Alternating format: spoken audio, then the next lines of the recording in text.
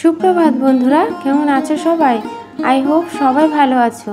আর তোমাদের ভালোবাসায় একটু একটু আমিও ভালো থাকতে শুরু করেছি। তো সকাল 4:30টায় ঘুম থেকে উঠে আজ আর ছাদ বাগানে যাওয়া হয়নি, কারণ একটু তাড়াহুড়ো আছে। তাই সকাল থেকেই কাজ করতে শুরু করে দিয়েছিলাম। আর সকালের মুহূর্তটা বেশ ভালোই ছিল। তো তারপর থেকে হঠাৎ একটা ঘটনা ঘটে গেল, তারপরে কান্নাকাটি। তো যাই হোক, চলো সংসারের কাজগুলো শুরু করি আর তোমাদের সাথে আজকের গল্পটা শেয়ার করি। ব্যাপারটা হয়েছে কি, বেশ কিছুদিন ধরে আমার হাজব্যান্ডকে বলছিলাম আমাকে টবগুলো কিনে দাও। কোনো না কোনো অজুহাত দেখিয়ে হয়তো সময় পাচ্ছে না, যাই হোক আমাকে কিনে দিচ্ছিল না। তো গত 10 দিন পার হয়ে গেছে, তো আজও যাওয়ার কথা ছিল। তো সকালবেলা আমি বলছিলাম তুমি আজকে যাবে না, মনে নেই তোমার আজকে? তা একটু নাটকই করছিল প্রথম। তো আমি বললাম ঠিক আছে, দেখবো আজকে দিনটা পার হলে। তো যাই হোক, এই এক কথায় দু কথায় সকালবেলায় দুজনের মুডটাই খারাপ হয়ে যায়। প্রথমে আমি একটা কথা বলি ওকে, আর ও তাতেই রেগে যায় আর বলে যে আমি কিছু পারবো না, তোমার ইচ্ছা হলে তুমি কিনে নিয়ে এসো, যাও। তো এই কথাতে আমি খুবই আপসেট হয়ে যাই আর তারপরে আমি কান্না করতে শুরু করি। তো আমি না ছোটোখাটো ব্যাপারে একটু বেশি কান্না করি বলতে পারো। তো যাই হোক, আর একবার কান্না করতে শুরু করলে না সেই পুরোনো দিনের ব্যথাগুলো না মনে পড়ে যায়। পুরোনো ঘটনাগুলো আমার পরপর মনে পড়তে থাকে, তো তখন আরও বেশি কান্না পাই।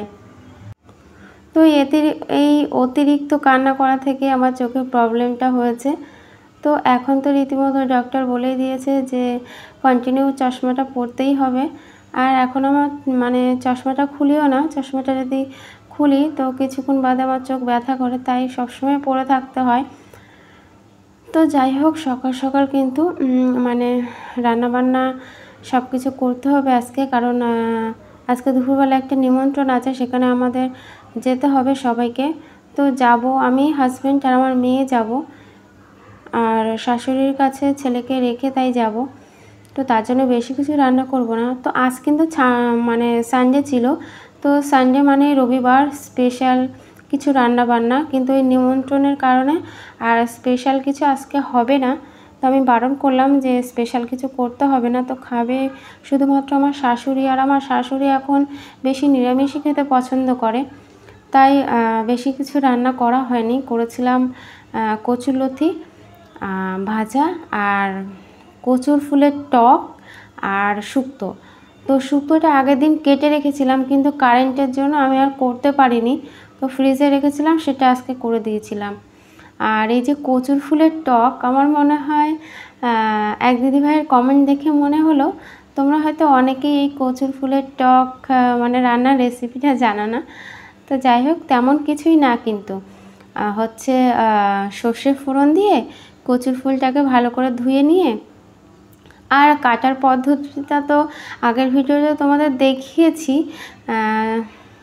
তো এটাও আমি সেদিন করতে পারিনি, তেঁতুল ছিল না ঘরে, তাই তো পরদিন আমাকে তেঁতুল এনে দিয়েছিল, তাই রবিবারেই করলাম আর কেটে রেখেছিলাম শনিবারে। তো শনিবারের ব্লগে কচুর ফুল কাটাটা আছে।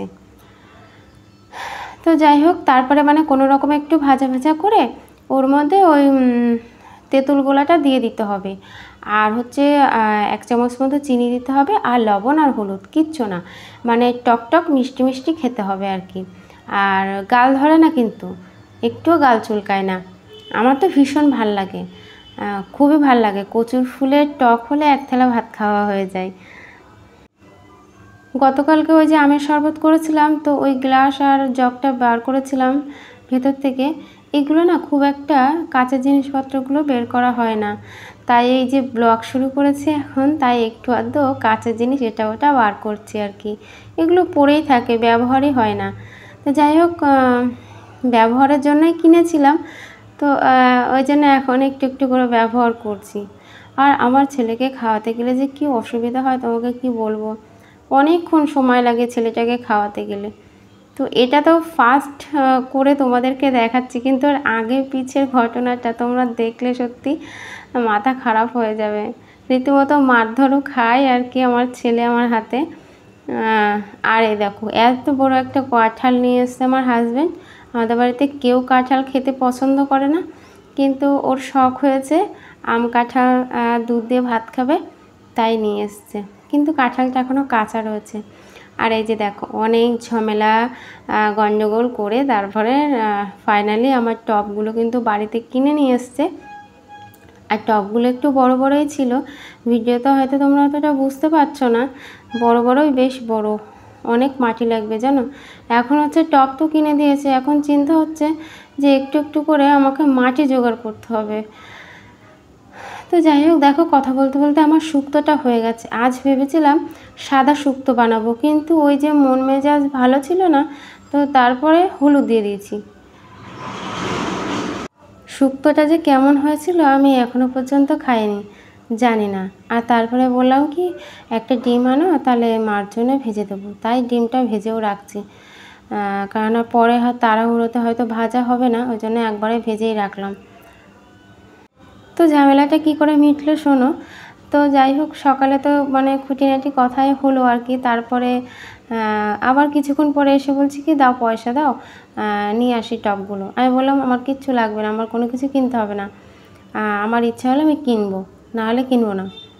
তো যাই হোক ও কিছুক্ষণ ধরে আমাকে বোঝালো যে এগুলো করলে মানে করাটা ঠিক না আর কি, যেহেতু দুটো ছেলে মেয়ে হয়ে গেছে।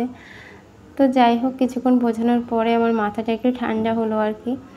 তো সত্যি কথা বলতে কি কেউ যখন একটু বোঝায় ইমোশনালি, তখন দেখবে সব কিন্তু রাগ জল হয়ে যায়।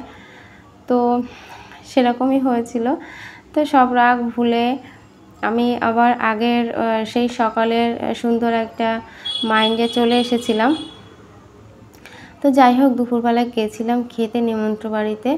আর নিমন্ত্রণ বাড়িতে মানে অনেক রকম খাওয়া দাওয়া হয়েছিল। তো মানে পটল চিংড়ি, তারপরে পাবদা মাছ, কাতলা মাছ, তো এসব খেয়ে আমার শরীরটা খুব খারাপ লাগছিল।